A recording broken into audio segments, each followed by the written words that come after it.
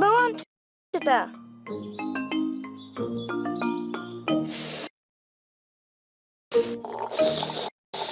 Пепа и Джордж пият портокалов сок. Какви шумни малки прасенца! Джордж, виж тези малки балончета. Аз мога да правя по-големи балончета. Пепа прави балончета в напитката си. Балончета! Джордж също иска да прави балончета.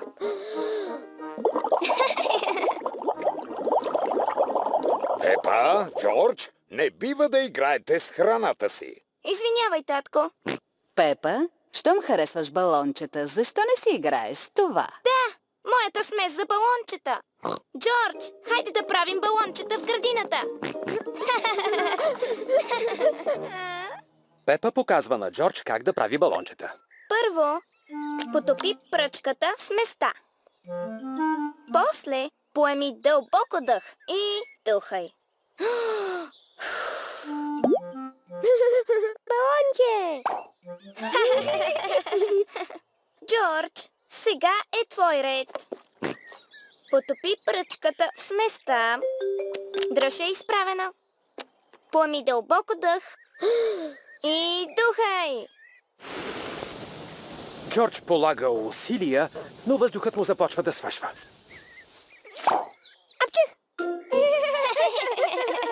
Джордж, не духаш достатъчно силно. Знам как да помогнем на Джордж да прави балончета. Потопи пръчката, после я вдигни и я размахай. Балонче! Ако тичаш е още по-хубаво. Чакай ме! Джордж се забавлява, като прави балончета, а Пепа се забавлява, като ги пука. Обожавам балончета! О, Боже, сместа за балончета свърши. Татко, мамо! Няма повече смес за балончета! Не се тревожи, Пепа. Имам една идея. Мамо прасенце, моля те, донеси ми една кофа. Да, татко прасенце? Пепа, донеси ми сапун. Да, татко! А ти, Джордж, донеси ми старата тенис ракета. Кофа, сапун, тенис ракета. Но какво прави татко? Първо, ми трябва вода. После сапун. Сега тенис ракетата, моля. Благодаря. Сега гледай. О, еха! Татко си направи собствена смес за балончета. Елате всички. По-внимателно, да не се подхлъзнеш. Нищо ми няма.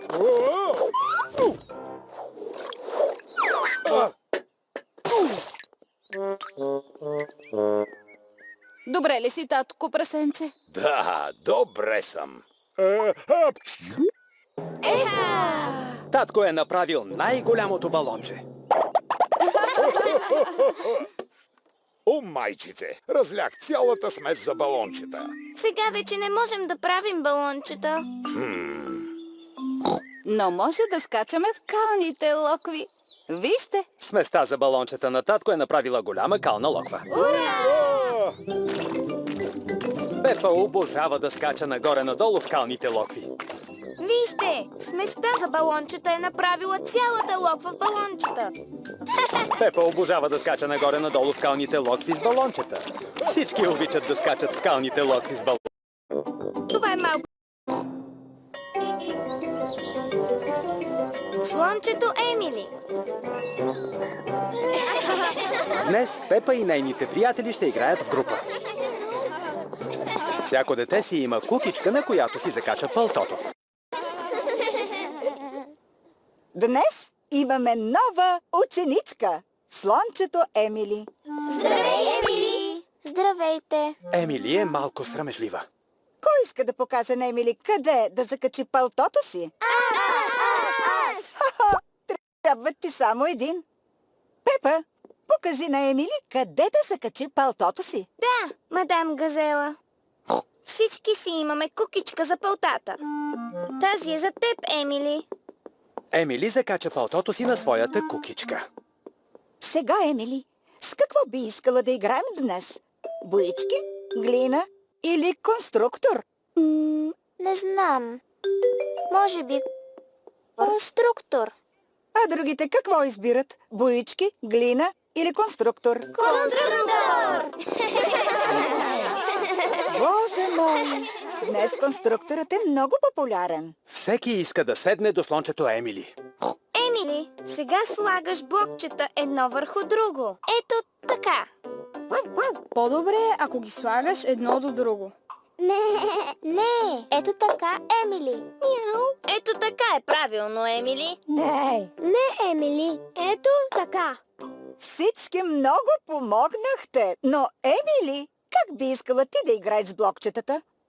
Не съм съвсем сигурна. Може би ще направя ето така.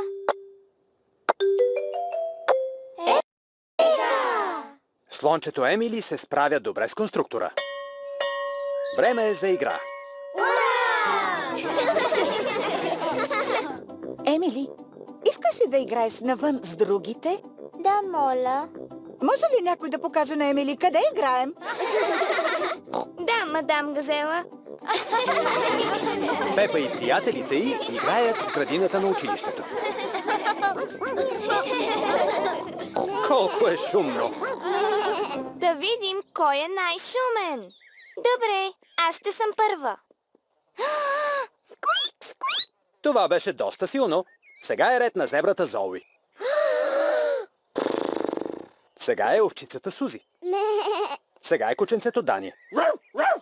Това беше много силно. Мой ред. Мой ред е. Мой ред е. Пепа е най-шумна.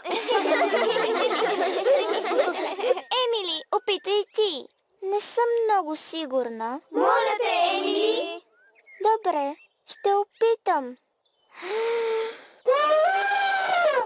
О, леле! Това беше много силно. Направи го пак.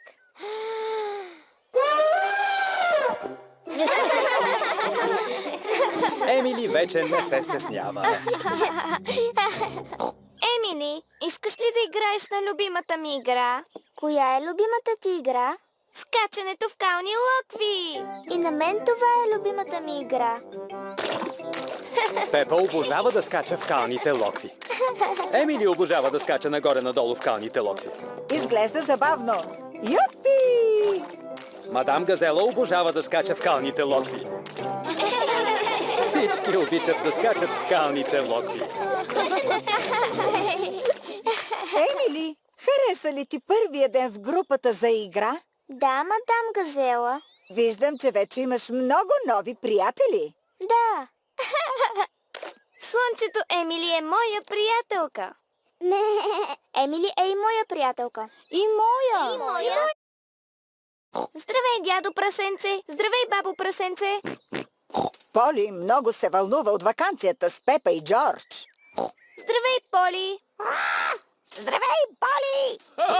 Папагалчето Поли повтаря всичко, което се каже. Какво има в куфара на Поли, бабо? Това е храната на Поли. Джордж, можеш ли да познаеш какво най-много обича Поли? Шоколадова торта. Не е шоколадова торта. Поли обича семена за птици. Семена за птици! Може ли да я нахраня, бабо? Да й дам нещо? Да, Много е важно да не се дава на Поли прекалено много храна. Да, дядо прасенце.